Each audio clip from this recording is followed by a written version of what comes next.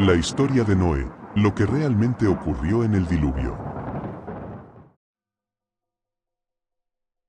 La historia de Noé es quizás uno de los relatos bíblicos más conocidos y a la vez uno de los más superficialmente comprendidos. Cuando pensamos en el diluvio, nuestra mente suele evocar imágenes pintorescas, un arca de juguete, parejas de animales perfectamente alineadas y un final feliz con un arco iris. Esta dulcificación, sin embargo, nos roba la verdad profunda y aterradora que reside en Génesis 6, a la crónica de un juicio divino y la desesperada fidelidad de un solo hombre en medio de la podredumbre moral de su era. Hoy, los invito a despojarnos de la visión infantil y a entrar en la mente y el corazón de Noé, el hombre que caminó con Dios mientras el resto del mundo se arrastraba en la oscuridad. Si te gusta este tema, suscríbete y activa la campanita para que YouTube te notifique cuando subamos nuevos vídeos. Al hacerlo, estarás ayudando muchísimo al canal a crecer y seguir creando contenido de calidad. No olvides dejar tu comentario abajo con tu opinión y también tus sugerencias de temas que te gustaría que tratemos. Tu participación hace la diferencia. Para comprender la magnitud de la obediencia de Noé, debemos primero confrontar la naturaleza del mundo que Dios decidió borrar. No hablamos de una sociedad ligeramente imperfecta. Hablamos de una civilización donde la maldad humana no era una excepción, sino la regla. Una época donde, como registra la Escritura, la maldad del hombre era mucha en la tierra, y que todo designio de los pensamientos de su corazón era de continuo solamente el mal. Esta no es una descripción de actos aislados de pecado, sino de una corrupción sistémica, una inclinación radical del alma hacia la violencia, la injusticia y el desprecio absoluto por el Creador. La tierra estaba llena de violencia, opresión, sangre derramada. La vida humana había perdido su valor intrínseco y la conexión espiritual con Dios se había roto por completo. El pecado se había normalizado de tal manera que la misericordia de Dios, al no encontrar dónde posarse, se vio obligada a actuar con justicia para preservar la santidad de su creación.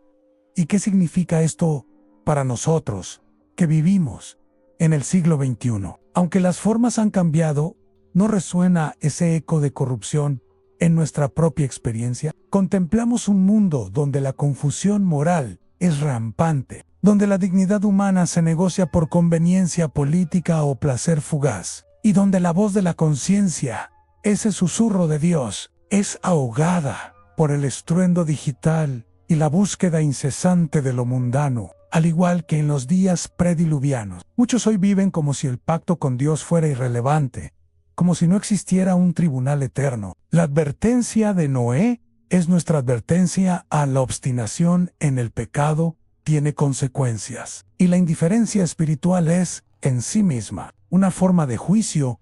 Imaginemos el peso que cargaba Noé. Él no solo era un constructor de barcos, era un predicador de justicia en un mundo que se reía de la idea misma de la moralidad. Durante décadas, mientras cortaba la madera y ensamblaba las costillas del arca, fue objeto de burla, de incredulidad y quizás de compasión condescendiente. Su vida era un testimonio silencioso de advertencia, un faro de piedad en una noche sin estrella. El arca no era solo un refugio físico, era un acto de fe visible, una condena de la incredulidad de su generación. Cada martillazo era una oración, cada tabla colocada era una declaración de que Dios es real y que sus promesas, tanto de juicio como de salvación, son inquebrantables. Él perseveró no por la promesa de seguridad personal, sino por la convicción de la verdad divina. Noé enfrentó la soledad más profunda que un ser humano puede conocer, a la soledad de ser el único que ve la verdad inminente. Él y su familia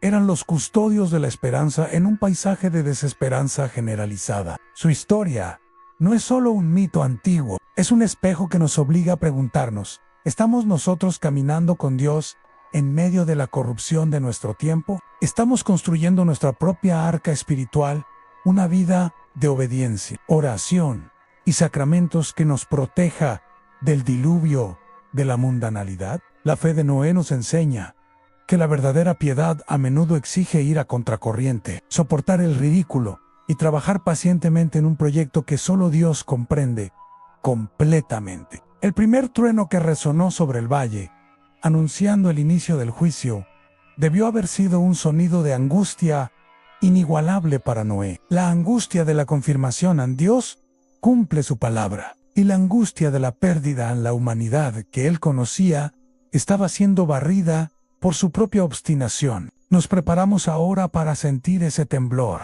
para experimentar el rugido del agua y el silencio posterior, pero sobre todo para aprender de la fidelidad inquebrantable de Noé. Un modelo de cómo la fe verdadera se sostiene cuando el mundo entero se desmorona a nuestro alrededor. Esta es la esencia de la supervivencia divina. El Catecismo de la Iglesia Católica nos enseña que el diluvio universal prefigura la salvación que se obtiene a través del bautismo, y el arca misma ha sido siempre un símbolo poderoso de la Iglesia. El único medio de salvación cuando las aguas del pecado amenazan con sumergirnos. Reflexionemos por un momento en la experiencia de Noé, dentro de esas paredes de madera. El arca era un lugar de confinamiento, sí, pero también de preservación. Afuera, el caos rugía, el juicio se desataba, y la muerte reclamaba lo que la maldad había sembrado. Adentro, a pesar del olor a animales y la estrechez, había paz y orden, porque Dios mismo había cerrado la puerta. Esta imagen nos invita a considerar dónde hemos buscado refugio en medio de las tormentas de nuestra vida. La Iglesia, el cuerpo místico de Cristo, es nuestra arca.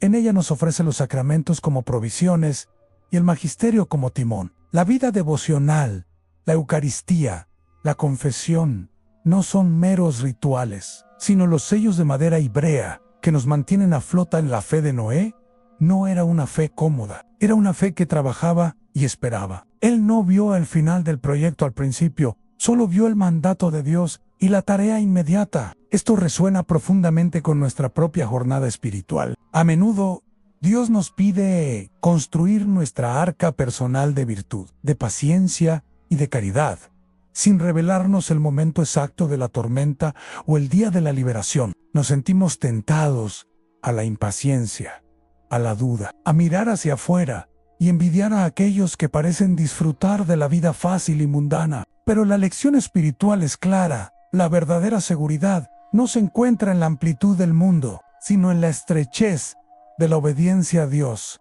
Al igual que Noé, debemos confiar en que la mano que cerró la puerta es la misma mano que nos sostiene sobre las aguas.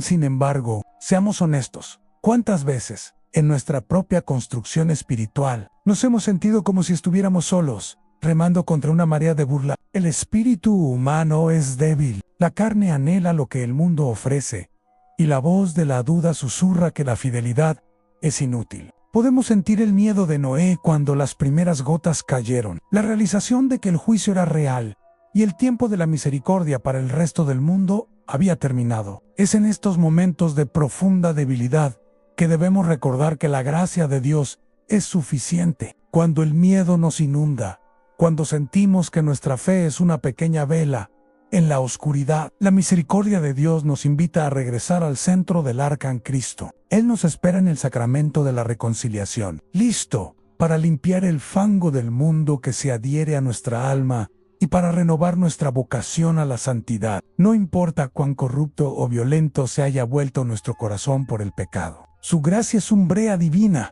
que sella nuestras grietas y nos hace aptos para el viaje. Nunca estamos demasiado lejos para ser llamados de vuelta al refugio.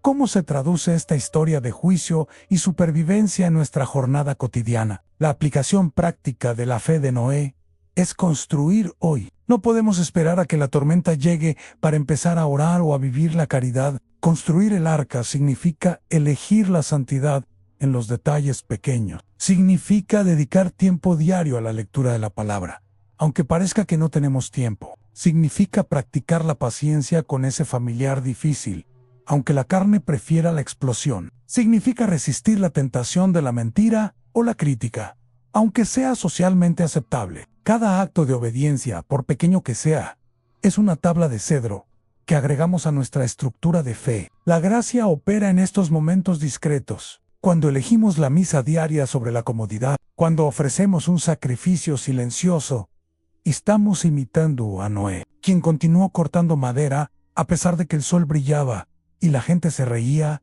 tengamos fe, pues en la promesa inmutable de Dios en la historia de Noé, no termina con el juicio, sino con la tierra emergiendo, limpia y renovada. Al salir del arca, lo primero que hizo Noé fue construir un altar y ofrecer un sacrificio de acción de gracias. Y Dios respondió con el pacto del arco iris, la señal de que nunca más la tierra sería destruida por el agua. Hermanos, nuestra esperanza no está en nuestra capacidad de construir perfectamente el arca, sino en la fidelidad de aquel que hace el pacto. Confiemos en la providencia de Dios, que incluso en medio de la disciplina y el juicio, siempre prepara la salvación para los fieles. Pidamos la intercesión de la Santísima Virgen María, la arca de la nueva alianza, quien llevó a Cristo, el único Salvador, en su seno. Ella nos enseña a escuchar la voz de Dios y a decir nuestro, hágase en medio de la confusión del mundo, navegando con gracia y esperanza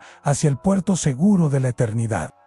Padre Celestio, te damos gracias por el testimonio de Noé, un hombre de fe que caminó contigo en la oscuridad. Te pedimos que nos concedas la gracia de la perseverancia, de modo que, al igual que él, podamos construir nuestra vida sobre el fundamento sólido de tu palabra, ignorando las burlas del mundo. Fortalece nuestra voluntad para que cada día sea un acto de obediencia y que nuestra alma sea el arca donde tú, Señor Jesús, reines con paz. Que cuando las aguas de la prueba suban, encontremos refugio seguro en los sacramentos y en el corazón de la Iglesia. Que el Espíritu Santo nos guíe y nos selle con la brea de tu gracia. Te lo pedimos por Jesucristo, nuestro Señor. Amén. Que la bendición de Dios Todopoderoso, Padre, Hijo y Espíritu Santo, descienda sobre ustedes y permanezca para siempre. Vayan en paz, construyendo su arca con fe inquebrantable, sabiendo que la promesa del arco iris siempre sigue a la tormenta.